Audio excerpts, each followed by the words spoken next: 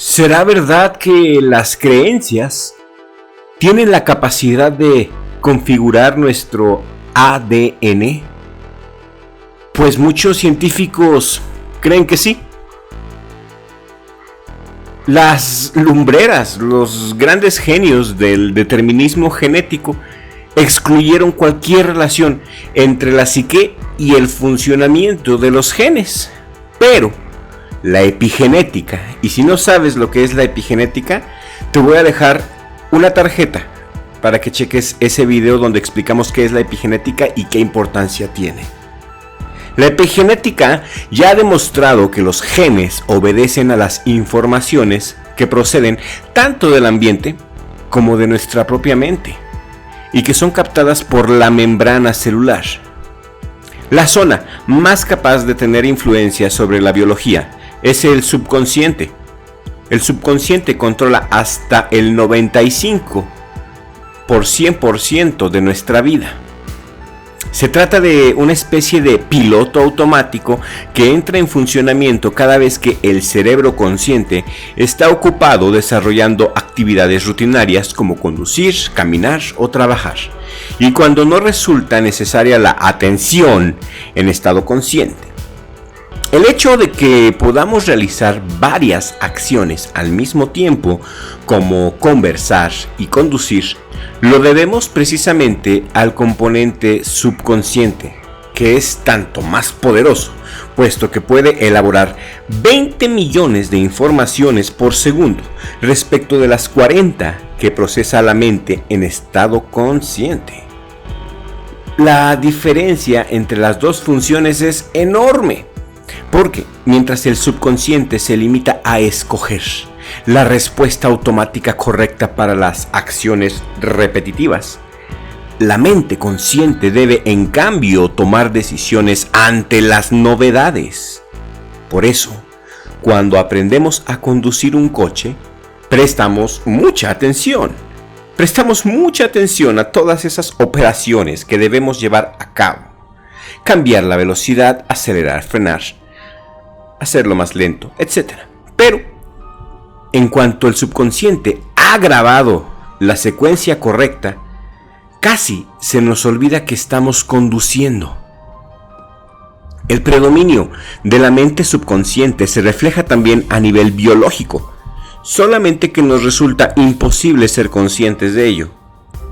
Nuestra mente subconsciente ha sido entrenada, ha sido adiestrada durante años para creer que no puede intervenir en el funcionamiento de los genes. Y si se nos dijera que intentemos autocurarnos únicamente con las innatas capacidades de la mente, pues no conseguiríamos ningún resultado apreciable. La mente consciente nos repetirá que la epigenética ha descubierto que eso es posible, pero al mismo tiempo la mente subconsciente, que tiene mayor influencia, mantendrá el convencimiento opuesto y actuará en consecuencia diciendo que eso es una cochinada y no es verdad. Si en cambio tuviéramos un fuerte dolor de cabeza y se nos propusiera un falso fármaco, la confianza que el subconsciente tiene en sus presuntas capacidades curativas bastaría para volverlo eficaz, produciendo el efecto placebo. Para poder experimentar el potencial de nuestra psique sobre el organismo, deberíamos reprogramar por completo la mente subconsciente. Una salida es la hipnoterapia, pero eso para mí no es práctico. La meditación, mis amigos. 1 hora diaria de meditación basta para que actives esa parte que ha estado dormida. En el lejano oriente, el poder de la psique sobre el cuerpo ya se conocía hace miles de años y es la base tanto de las artes marciales como de las técnicas de meditación de yoga y de sus extraordinarios resultados. Basta pensar en el maestro de Kung Fu que consigue partir materiales mucho más resistentes que su puño sin sufrir traumatismos. En el campo de la meditación podemos recordar al monje budista Dacha Dorje Itegov, cuyos restos enterrados en 1927 y desenterrados en el 2002 no muestran ninguna señal del paso del tiempo. La ciencia no sabe explicarse cómo es posible que un cuerpo, ni momificado ni congelado, siga íntegro. En 1927, el Lama había anunciado que quería trascender al estado místico y se había puesto en la tradicional postura de loto, sentado con las piernas cruzadas. Había comenzado a meditar y dejado de respirar, dejando el cuerpo en una especie de estado de hibernación. En su testamento había pedido que se lo desenterrara después de 75 años para demostrar el milagro. Los científicos rusos que examinaron el cuerpo admitieron que los tejidos parecen pertenecer a un hombre vivo o muerto desde hace muy poco tiempo. Hay rastros de procesos fisiológicos en acción, aunque como si estuvieran suspendidos. El cerebro del monje transmite impulsos eléctricos, mientras que las uñas siguen creciendo y los ojos están perfectamente intactos bajo los párpados. El corazón parece listo para volver a latir y tanto las venas como las arterias están llenas de sangre de consistencia gelatinosa. Y más allá de las interpretaciones místicas y religiosas, este suceso puede llevar a una reflexión, mis amigos. Una reflexión sobre el hecho de que la voluntad de un asceta educado desde la infancia, es decir, también a nivel subconsciente, educado en creer en la fuerza de la mente, ha desencadenado procesos biológicos que la ciencia médica no puede explicar ni podrá explicar jamás. Asimismo, los casos de curación espontánea ocurridos en lugares sagrados pueden ahora encontrar su explicación, independientemente del tipo de confesión que se tenga con la clave de lectura proporcionada por la epigenética. Los milagros de la fe representarían en realidad un ejemplo de sanación determinada por la voluntad psíquica del sujeto gracias a su profunda fe en la intervención de Dios. Una hipótesis que está respaldada por la moderna física cuántica desde que se descubrió que nuestra mente interactúa activamente con las partículas elementales de la materia visible y, por lo tanto, con la biología del organismo. Si te gustó el video, regálame un like y compártelo con tus amigos porque me ayudarías muchísimo a seguir creciendo.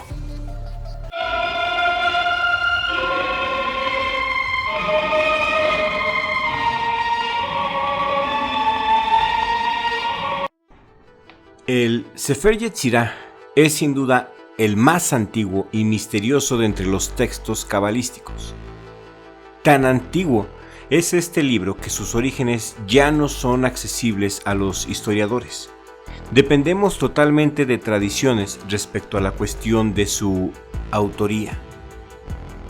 Muchos cabalistas piensan que el autor de este libro es ni más ni menos que Abraham. De hecho, Abraham Abulafia, y me estoy refiriendo a Abraham, el patriarca. Abraham Abulafia, un cabalista muy famoso, y Rabbi Isaac Luria, otro cabalista también que es toda una leyenda, ellos atribuían este libro a nuestro padre Abraham. Igual de misterioso es el significado del libro. Si el autor, quien haya sido, pretendió ser oscuro, su éxito fue completo. Solo empezamos a penetrar su halo de oscuridad tras el cuidadoso análisis, estudiando cada palabra en relación con sus paralelismos en las literaturas bíblicas y talmúdicas. Han habido muchas interpretaciones del Sefer Yetzirah. Sus primeros comentadores intentaron patentarlo como un tratado filosófico, pero sus esfuerzos arrojaron más luz sobre sus propios sistemas que sobre el propio libro. Y es cierto también los esfuerzos realizados para tratar de encajarlo en los sistemas del Zohar o de cabalistas posteriores. Los intentos de verlo como un libro solamente de gramática o fonética todavía han sido muy infructuosos. En general, mis amigos, la cábala se divide en tres categorías: la cábala teórica, la meditativa y la cábala mágica. La cábala teórica, en su forma presente, se basa fundamentalmente en el Zohar y en los escritos del Arizal, y trata principalmente de la dinámica del dominio espiritual, especialmente de los mundos de la Sefirot, las almas y los ángeles. Esta rama de la cábala alcanzó su cenit con los escritos de la escuela de Safed en el siglo XVI, y la gran mayoría de los textos publicados se incluyen en esta categoría. Ahora bien, la cábala meditativa trata del uso de nombres diversos, permutaciones de letras y métodos similares para conseguir estados superiores de conciencia. Como tal, este tipo de cábala incluye un tipo especial de yoga. La mayoría de sus textos no han sido publicados nunca y permanecen dispersos en manuscritos que se encuentran en las principales bibliotecas, museos y colecciones privadas. Algunos de sus métodos experimentaron un breve renacimiento en la mitad del siglo XVIII con el auge del movimiento hasídico, con nuestros amigos de Breslev, con el Baal Shem Tov y con Rabbi Nachman de Breslev, pero antes de medio siglo ya había sido totalmente olvidada esta parte de la cábala. La tercera categoría, mis amigos, la tercera categoría de cábala es la cábala mágica y está muy relacionada con la cábala meditativa. Consiste en diversos signos, encantamientos y nombres divinos mediante los que se pueden influir o alterar los sucesos naturales.